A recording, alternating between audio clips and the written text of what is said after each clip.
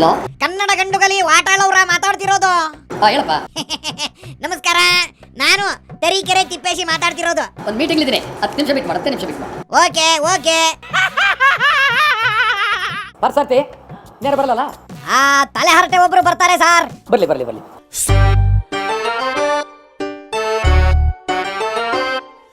ಯಾರು ಬರ್ತಾರಂದ್ರಿ? ಇನ್ನು ಯಾರು ಬರ್ತಾರೆ? ಓ ಹಂಗ, ಆಯ್ತು ತಗಣ, ಶುರು ಮಾಡ್ರಿ. ನವೆಂಬರ್ 1 ಕರ್ನಾಟಕ ಏಕೀಕರಣ. ಕರೆಕ್ಟು. ಎಷ್ಟು? 56 ವರ್ಷಗಳು. ಇವತ್ತಿಗೆ 56 ವರ್ಷ. ಹೌದೌದು, ಕರೆಕ್ಟ್ ಬಿಡ್ರಿ. 1956 ನವೆಂಬರ್ 1 ಕರ್ನಾಟಕ ಏಕೀಕರಣ. ಯಾ ಎಕ್ಸಾಕ್ಟ್ಲಿ. 56 ವರ್ಷ. ಯಾವ ಉದ್ದೇಶಕ್ಕೋಸ್ಕರವಾಗಿ ಕರ್ನಾಟಕ ಏಕೀಕರಣ ಆಯ್ತು? ಆ ಉದ್ದೇಶ ಈಡೇರಿಲ್ಲ. ಆ ಉದ್ದೇಶ ಈಡೇರಿಲ್ಲ. ಕರೆಕ್ಟು. ಮತ್ತೇನು ಆಗ್ಲಿಲ್ಲ? ಇನ್ನು ಉತ್ತರ ಕರ್ನಾಟಕದ ಸಮಗ್ರ ಅಭಿವೃದ್ಧಿ ಆಗ್ಲಿಲ್ಲ. ಹೌದ್ ಬಿಡ್ರಿ, ಅಲ್ಲಿ ಜನ ಬಸ್ ಇಲ್ಲದನ ಕತ್ತಿ ಮೇಲೆ ಓಡಾಡ್ತಾರೆ. ಇನ್ನು ಹೈದರಾಬಾದ್ ಕರ್ನಾಟಕ ಅಭಿವೃದ್ಧಿ ಆಗ್ಲಿಲ್ಲ. Absolutely right. ಕೊಡಗು ಕರ್ನಾಟಕದ ಕಾಶ್ಮೀರ ಬೆಳವಣಿಗೆ ಆಗ್ಲಿಲ್ಲ. ಚಾಮರಾಜನಗರಕ್ಕೆ ಮುಖ್ಯಮಂತ್ರಿಗಳು ಬರಲೇ ಇಲ್ಲ.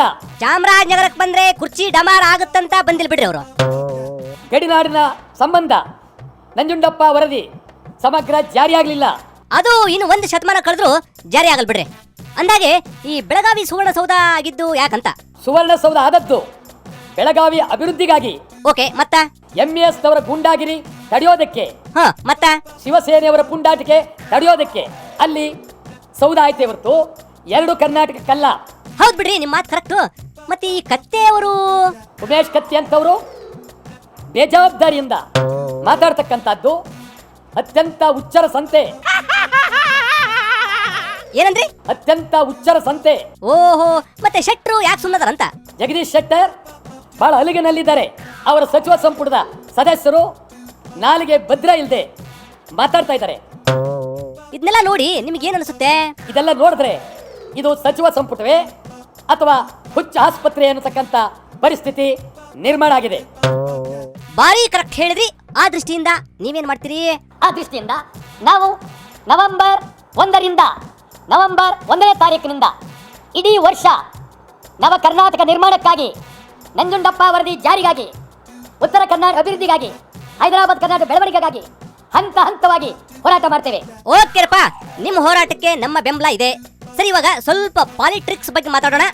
ಸರಿ ಹೇಳ್ರಿ. ಇವಾಗ ಈ ಮುಂದಿನ ಚುನಾವಣೆಯಲ್ಲಿ ಒಂದು ನಾನಾ ರೀತಿಯ ಚಿಂತನೆಗಳು, ಪಕ್ಷಗಳು ಬರ್ತಾ ಇವೆ. ಹೌದ್ ಬಿಡ್ರಿ, ಮತ್ತೆ ನಿಮ್ದೇನ್ ಕತೆ? ನಾನಂತೂ ತಮಗೆ ಗೊತ್ತಿದೆ, ನಾಡಿನ ಜನ ಹೌದ್ ಸುಮಾರು 50 ವರ್ಷಗಳ ಕಾಲ ಪಕ್ಷಾಂತರ ಆಗದೆ, ವಾವ್, ಯಾವ ಅಧಿಕಾರದ ಆಸೆ ಹೋಗದೆ ಶಬಾಷ್, ತಪಸ್ಸನ್ನು ಮಾಡಿದ್ದೇನೆ. ಏನ್ ಮಾಡಿದ್ರಿ? ತಪಸ್ಸನ್ನು ಮಾಡಿದ್ದೇನೆ. ಸರಿ, ಹೆಂಗ್ ಮಾಡಿದ್ರಿ? 50 ವರ್ಷಗಳ ಕಾಲ ವಿಶ್ವಾಮಿತ್ರನ ರೀತಿಯಲ್ಲಿ ತಪಸ್ಸನ್ನು ಮಾಡಿದ್ದೇನೆ. ಡೆಪ್ಟಿ ಮಿನಿಸ್ಟರ್ ಮಾಡ್ತೀವಿ ಅಂದಾಗ ನಾನು ಹೋಗಿದ್ರೆ 2 ಸಾರಿ ಮುಖ್ಯಮಂತ್ರಿ ಆಗ್ಬೋದಾಗಿತ್ತು. ಎಂತ ಚಾನ್ಸ್ ಮಿಸ್ ಆಯ್ತಲ್ರಿ. ಸರಿ, ಯಾಕೆ ಹೋಗ್ಲಿಲ್ಲ? ಪಕ್ಷಾಂತರ ಮಾಡಲಿಲ್ಲ. ತತ್ವ ಸಿದ್ಧಾಂತಕ್ಕೆ ಯಾರ ಜೊತೆಯಲ್ಲೂ ರಾಜಿ ಆಗ್ಲಿಲ್ಲ. ಸರಿ, ಈ ದೃಷ್ಟಿಯಿಂದ ಏನ್ ಸಾಧನೆ ಮಾಡಿದ್ರಿ? ಈ ದೃಷ್ಟಿಯಿಂದ ಇವತ್ತು ನನ್ನ 5 ಬಾರಿ ಚುನಾವಣೆಯಲ್ಲಿ ಗೆದ್ದಿದ್ದೇನೆ. ಅಬ್ಬಬ್ಬಾ, ಚಾಮರಾಜನಗರದ ಜನತೆ 3 ಬಾರಿ ಆಶೀರ್ವಾದ ಮಾಡಿದ್ದಾರೆ, ಸೂಪರ್, ಅನುಕೂಲ ಮಾಡಿದ್ದಾರೆ, ಗೆಲ್ಸಿದ್ದಾರೆ. ಮತ್ತು ಈ ಸಾರಿ ಅವರು ಗೆಲ್ಲಿಸುವ ಉತ್ಸಾಹದಲ್ಲಿದ್ದಾರೆ. ಆಯ್ತಲ್ಲ, ಹಂಗಾರ ಮತ್ತ ಚಾನ್ಸ್ ಹೊಡೆದ್ರಿ. ಈ ನಾಡಿಗಾಗಿ, ನಾಡಿನ ಕಲ್ಯಾಣಕ್ಕಾಗಿ, ಶಾಸನಸಭೆಯ ಆಸ್ತಿಗಾಗಿ ವಾಟಾಳರ್ ಗೆಲ್ಲಿಸ್ತಕ್ಕಂಥ ಉದ್ದೇಶ ಅಲ್ಲಿನ ಜನರಿಗೆ, ಚಾಮರಾಜನಗರದ ಜನರಿಗೆ ಅತ್ಯಂತ ಪ್ರೀತಿ ವಿಶ್ವಾಸ ಅವರಿಗಿದೆ. ಇಷ್ಟಿದ್ರ ಸಾಕಲ್ರಿ. ಅಂದಾಗೆ ಈ ಸಂದರ್ಭದಲ್ಲಿ ಮತ್ತೇನ್ ಹೇಳಿಕ್ ಇಷ್ಟಪಡ್ತೀರಿ? ಈ ಸಂದರ್ಭದಲ್ಲಿ ನಮ್ಮಲ್ಲಿ ಕೆಲವರು ಗೆಲ್ಲೇಬೇಕು. ಅಲ ಅಂತ ಪುಣ್ಯಾತ್ಮರು ಯಾರ್ರಿ ಅವರು? ವಾಟಾಳ್ ನಾಗರಾಜ್ ಗೆಲ್ಲೇಬೇಕು. ಯಾರ್ರಿ? ವಾಟಾಳ್ ನಾಗರಾಜ್ ಗೆಲ್ಲೇಬೇಕು. ಅಲ್ರಿ, ನೀವ ಯಾಕೆ ಗೆಲ್ಲಬೇಕು? ಸ್ವಲ್ಪ ಡೀಟೇಲ್ ಹೇಳ್ರಿ. ನಾವು ಪ್ರಾಮಾಣಿಕವಾಗಿ, ಎಷ್ಟು ಗಂಭೀರವಾಗಿ ಕೆಲಸ ಮಾಡಿದ್ದೇವೆ.